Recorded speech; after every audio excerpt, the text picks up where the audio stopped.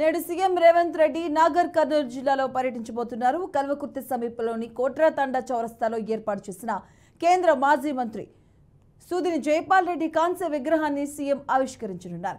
సాయంత్రం 4 గంటలకు సీఎం కల్వకుర్తి చేరుకుని అక్కడ జరిగే బహిరంగ సభలో పాల్గొంటారు. అనంతరం కోట్రాతండాకు వెళ్లి జైపాల్ రెడ్డి విగ్రహాన్ని ఆవిష్కరించి సంస్మరణ కార్యక్రమంలో పాల్గొంటారు. ఇక సీఎం పర్యటన సందర్భంగా అధికారులు భారీగా బందోబస్తును ఏర్పాటు చేశారు. ఇదే అంశానికి సంబంధించిన పూర్తి అప్డేట్స్ మా కరెస్పాండెంట్ వెంకటేష్ అందిస్తారు. వెంకటేష్.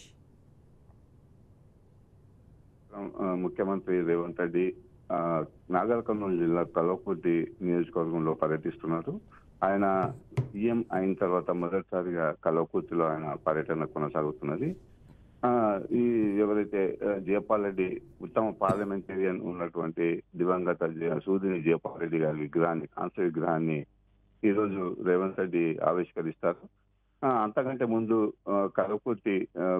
కల్వకుర్తిలో ఏర్పాటు చేసినటువంటి బహిరంగ సభలో రేవంత్ రెడ్డి సాయంత్రం 4 గంటలకు ప్రత్యేక హెలికాప్టర్లో హైదరాబాద్ నుంచి కల్వకుర్తి చేరుకొని బహిరంగ సభలో అతను ప్రసంగిస్తారు ప్రజలను ఉద్దేశించి.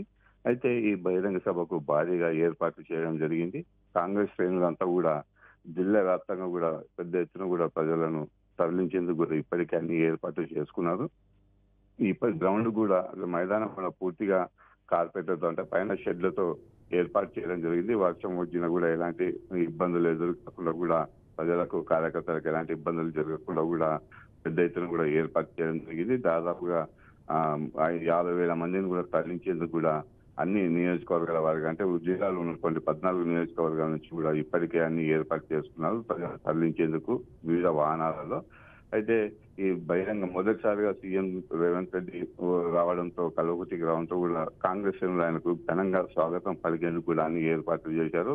ఇప్పటికే ఫ్లెక్సీలు ఇట్లా రోడ్డు హైదరాబాద్ అంటే కల్వకుర్తి హైదరాబాద్ రోడ్డు గుండా మొత్తం భారీ ఎత్తున కూడా ఫ్లెక్సీలను ఏర్పాటు చేయడం జరిగింది. ఆయన ఘన స్వాగతం పలుకుతూ సాయంత్రం 4 గంటలకు అతను కల్వకుర్తికి చేరుకున్న తర్వాత బహిరంగ సభలో ప్రసంగించిన అనంతరం అతను కొట్రా గేట్ చౌరస్తాలో ఉన్నటువంటి ఈ సూదిని జైపాల్ రెడ్డి మాజీ పార్లమెంటేరియన్ ఆయన కాన్సెప్ట్ రేవంత్ రెడ్డి ఆవిష్కరిస్తారు.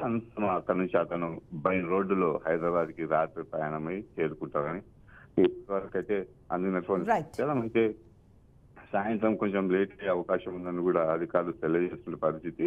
ఈ పర్యటనతో మొత్తం మీద భారీ ఎత్తుగా 600 మంది పోలీసులతో భారీ భద్రతను కూడా ఏర్పాటు చేయడం జరిగింది. మధు.